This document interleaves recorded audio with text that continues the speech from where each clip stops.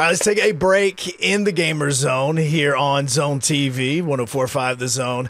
Every single week, the man joins us himself, Rhett Bryan, to help us preview what's going to be happening on Sunday. Majority of the time it is Sunday. Sometimes it's Thursday, or like this week, it's going to be on a Monday. Here's what's great about this, because our first question for Rhett tonight has zero to do with anything on the field at all. I need to talk about the last time the Titans went down to Miami and the fact that the game lasted for 42 hours and everything else that went along with it. So, Rhett, with that, I know we've heard a lot of the stories about you guys being on the air for a long period of time, but like, what are some stories about this that people that were listening to Titans radio that day didn't really remember about the first game of the regular season, the thunderstorms, the long delay, and all that? All right. So first of all, shout out to @Nash Severe Weather, because they have always been great to help us in any inclement weather delays. And by the way, I've looked at the forecast. It's cloudy and 75 next Monday. Ugh, so horrible day in Miami. Yeah. Miami Gardens, Florida. Thank you. There was a chance of, thunderstorm. Of course, it's, early September. Was it September the 9th, I think, 2018. And what's wild is this storm that was producing lightning and things.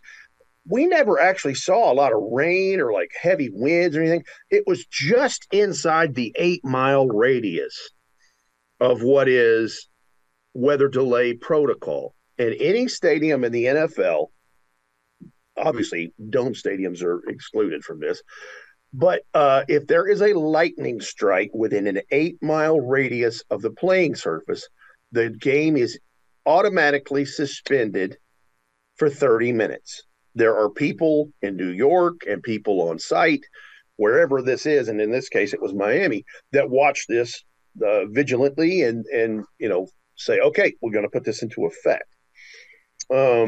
And so that was just the crazy part. And it was kind of spinning off the coast, just outside our purview of being able to see, because, when they redid Hard Rock years ago, they put those tarps around all the edges. It's very much like a soccer stadium. Mm-hmm. And so the sight line isn't super great for that. So yeah, that first one comes and it's just, 2 hours long, whatever it is. And then there's, that's in the first half. They get the 2-minute warning in and get all that done. And then it was very few beginning minutes of the third quarter in the second half. And there's another one that's almost 2 hours long. So couple of things. Operations guys, Brent Akers and his staff for the Titans, who do a fantastic job, they went upstairs into the concession area and was buying mini pizzas and taking them down to the players to eat during these delays, because they have catering set up with local places at a venue post game, and there's a meal that they can grab on their way out after they've showered and all that stuff, and they're getting back on the bus. But that's not coming till after the game. Well, yeah. The game isn't finished. So I saw Amy Wells was down there, and this was her first game doing sideline reports. And she's telling how they've gone to the store and they've gotten peanut butter and jelly and bread and making peanut butter and jelly sandwiches. They're taking their pads off because you're sitting for long periods of time. Lactic acid is building up in your body from playing a physical violent sport. And it's so long at one point, I actually go down and replace the batteries in all of her wireless equipment for her belt pack and for her microphone, because they're only going to last so long. And I think she probably did 25 sideline reports that day, if I'm not mistaken. It was over 20, I know for sure. And so, we get through all of that. The Miami Dolphins broadcasters, Jimmy Cefalo and Bob Greasy, Hall of Famer, they come down and pop their head and they're like, "What are you guys doing?" It's like, well, we're doing what we do, well, we threw it back to our studio a long time ago. What are you guys doing? And it's like, we had a game plan in place, or a weather delay plan, and we just put it into action. And, it never went off the air. We were exhausted after all it was done, because, just the game itself was 7 hours and 8 minutes, I think. But just a couple of things like that. It was something I don't ever want to repeat. And it's so weird that it was Mike Vrabel's first game as head coach. I mean, just, nuts. And then, we didn't even get into, you lose Marcus Mariota and you lose Taylor Lewan with a vicious hit blindside that, concusses him. And, Delaney Walker breaks his leg. And, Delaney, I love Delaney, but he was never really the same after that injury. Mm-hmm. He came back and had some serviceable games, and he tell you he was never the same after that. But just, all these crazy things going on. That's the stuff that will keep you up at night. But forecast looks pretty good. I'm looking at it right now. Well, and in fact, as you were talking, I pulled up the history of the game. You're right. 7 hours, 8 minutes long was the official duration. And the weather for that in the books actually says 89 degrees and wind at 7 miles per hour, because there was never really any rain for you guys. Yeah. And I think the chance of like inclement weather was 20% or less. I don't think it was just one of those weird anomalies weather-wise. And, that's why weather's always fascinated me, is because you just never know. No, you never know. You never also know that. Like this morning when we were coming into the office, I mean, there's an Arctic clipper that's come down, and they were saying, there may be a chance of flurries. Of course, I didn't see any, but quite a bit cooler than it was the day before. And then that's going to lift, and we're going to be pretty warm through the weekend. That's the thing about Middle Tennessee weather is, if you don't like it, stick around a couple of days, it'll change. And it's because Middle Tennessee sits in a basin. West Tennessee is a little higher elevation, and certainly East Tennessee is up on the plateau and into the mountains. So we sit in this bowl. So between that and the jet stream fluctuating all the time over our region, I contend it's one of the harder places to probably forecast weather in the country, just because of those couple of things. So keeps you guessing. Have you ever actually seen 2 block punts on back-to-back attempts before? No. This game, first of all, one of the more bizarre games in the 500 plus that Mike Keith and I have done together. Maybe one of the most bizarre in Nissan Stadium, and certainly one in Nissan Stadium that is a division game. I mean, pretty much anything could and did and happened. It kind of like what we were talking about with the Miami game in 2018 with Mike Vrabel in his first game as head coach. It was a Murphy's Law game. So much happened, and it did. It could happen, and it did. I don't ever remember successive punts being blocked, and I knew when it happened on the first one, and certainly after the second one, I'm like, there's going to be a lot of fallout from this, because Ryan Stonehouse is lost for the year. I only hope that his knee, or whatever it is with that plant leg, goes well, and that he's not out super extended long period of time, because it looked nasty. I have a still shot of it when it happened, and it's not great. It's not great. A still shot of that? Oh, well, because Ramon Foster sent it to me on the sidelines. Donald Page, the team photographer, he took a screenshot from his cell phone of the back of his digital camera, and you can see it in the frame. Oh. But my heart hurts for him. And then obviously the other casualty of this is Craig Aukerman is no longer the special teams coordinator. Well, and how does that affect? Yeah, it's just wacky. And then with special teams and having to bring in a new punter and stuff, how does that affect the way that special teams is run? Because we talked so much about offense and chemistry and the flow and timing and all of that. Like, we never really talk about the effects of special teams, and not just, with a new punter. It's also sometimes like a new holder that potentially could be coming in for Nick Folk, which we know also the fallout of that with Stonehouse as well. So how did that all, how does that affect, or how is that affected? Well, there's a lot of moving parts to it, but the silver lining is this: Tom Quinn, who is now taking over in that role, has been an assistant all year. And so he's been around these guys. So, and he's a veteran. He has 16 years in college experience, 16 years in the NFL, most of it with the New York Giants. Won some Super Bowl rings with them many years ago when they had their runs with Eli. So there's a veteran presence there in terms of the leadership.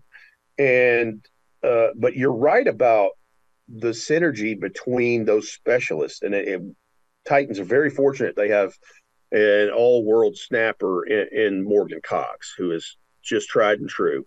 Nick Folk has been super impressive this year. And what did he miss? One field goal. Mm-hmm.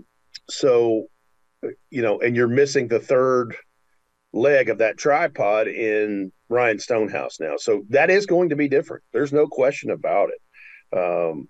But with the three that I mentioned, in the coordinator and the snapper and the kicker, you have a veteran presence there that's going to make it somewhat of a more easier transition. And if we're talking about a veteran punter, that's going to kind of meld together. But to your point, I mean, specialists in these things, it can be fractious at times. Mm-hmm. Because they're called upon, and they can be the hero or the goat in 2 seconds. So, it's going to be interesting to see how the rest of this week of practice kind of plays out and what happens. Is there a way for Coach Vrabel to meet with Roger Goodell and the NFL before Monday night and see if he can petition for them to play the Dolphins, where every skill position player for the Dolphins has ankle weights on? I don't think that's a thing. That's a great idea. Trying to spitball here. I'm with you because I'm looking at the numbers, Joe. I mean, 428 yards per game, number one offense in the league. 143 on the ground, 285 through the air. Third and fourth down, they have 43% success rate, 7 of 17 attempts. They're 34 of 40 inside the 20, and 30 of those 34 scores are touchdowns. 384 points they've scored, 32 a game, and they brought Vic Fangio in to run the defense. I knew that would be much better. 300 yards allowed, that's almost top 5 in the league. 97 on the ground, 204 through the air. They're just running away from people, and the other part is 63 explosive plays on offense so far this year. And it's not just bombs down the field with Tua to Tyreek Hill, which they have done that and a lot. But there's short RPO game stuff that ends up turning into a track meet because that's what they have in Jalen Waddle and Tyreek Hill and a lot of these guys and Devin Achane. These guys are, basically they have a track team is what they've got. And so the explosive ability is there. And, that's just one of the things that is, a potential problem for the Titans in this. Well, there was you can't let the score get separated at all. Yeah, because they can score in a heartbeat. That 70 they hung on Denver, 9 of their 10 longest plays were explosive plays of 20 yards or more on offense.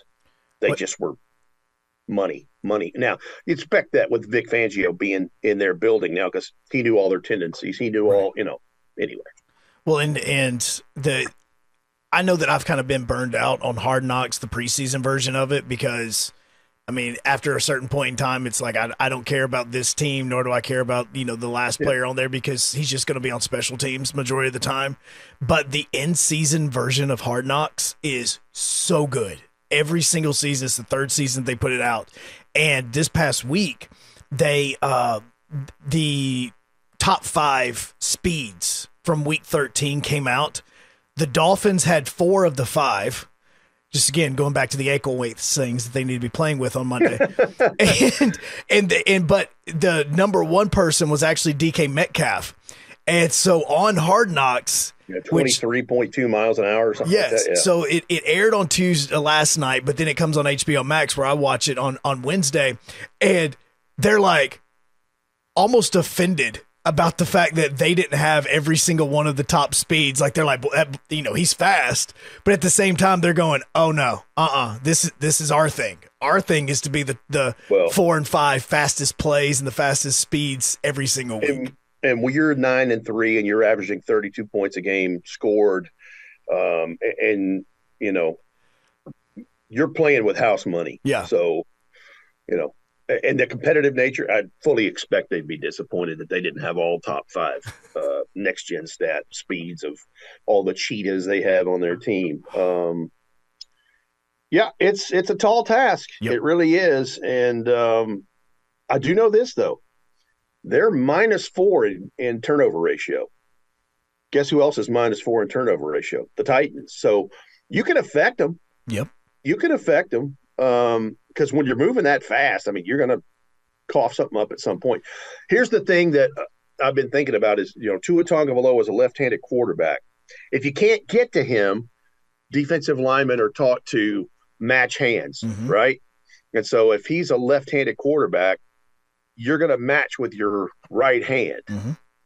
And, maybe if you're right hand dominant, maybe that's a move for you. I don't know. But look, they just got to put it together and try to put 4 quarters together of complimentary football. And with some of the injuries that they have after the Colts loss, that's a tall task. Especially on the defense. Now, I know we got to let you go. You've been at Inside Titans Radio for a long time today, and you have.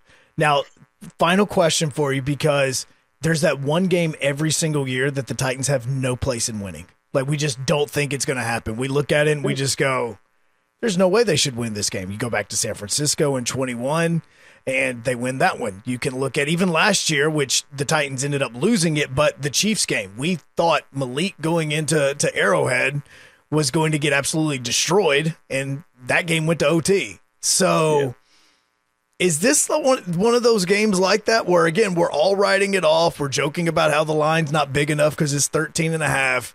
Is this setting up to possibly be that game for 2023? You certainly hope so. I mean, that's why they play the game, because you got to play the game. But maybe. I like the positive thought. I think it's good. So we'll see what happens. We'll see. And we'll also see how the second half goes in the Gamer Zone. Yes, so that's right. Hopefully it's much better than what I'm expecting it to be. So, all right, Rhett, we appreciate it. And thank you so much for sticking around tonight and hopping in on the Gamer Zone, man.